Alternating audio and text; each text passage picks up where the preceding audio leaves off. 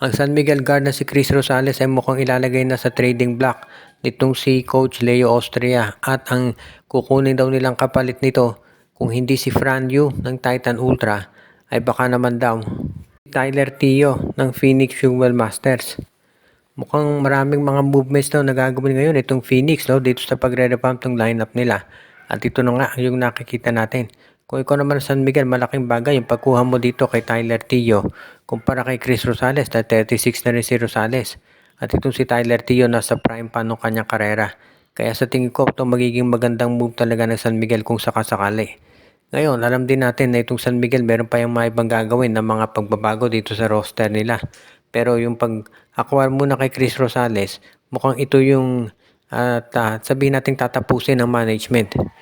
Itong pag-trade kay Rosales para kay Tyler Tio, nakikita natin matagal na yung pinaplano. Kung inyong maalala, itong si Chris Rosales mga 1 or 2 seasons ago, dapat pa yan tinrade ng San Miguel para dito kay Tyler pero hindi natuloy.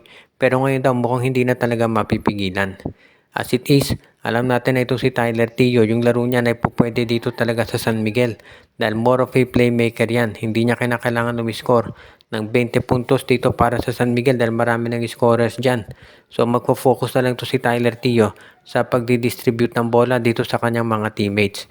Kaya naman talagang iyan na yung makikita natin na gagawin itong si Coach Leo Austria. At yan ang dahilan kung ba't gusto niyang makuha itong si Tyler Tio mula dito sa Phoenix Fuel Masters. Pagdating naman dito sa draft, marami din daw dyan kinukursonada itong San Miguel pero kinakailangan muna nilang siguraduhin na maayos na yung lineup nila bago sila magdagdag ng iba pang players na kakailangan nila. Dahil syempre, medyo loaded na itong San Miguel at hindi na kinakailangan ng additional pa na mga players.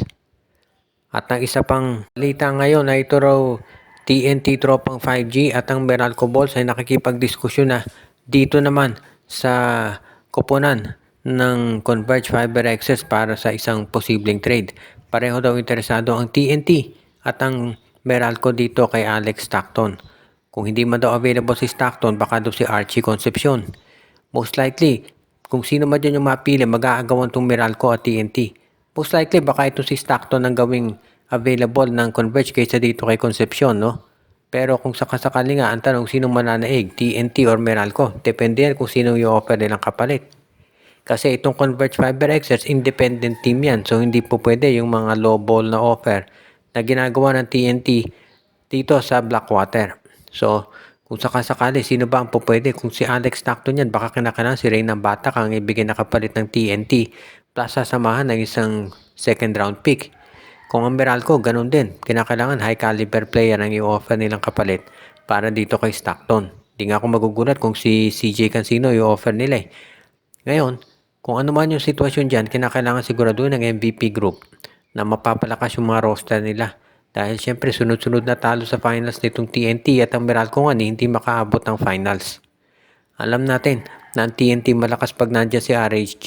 Pero ngayon nagkaroon ng injury si RHJ. Mukhang hindi pa tiyak kung kailan ito makababalik. Although sabi baka daw sa October. Pero ang tinitignan syempre ng TNT rito, yung Philippine Cup.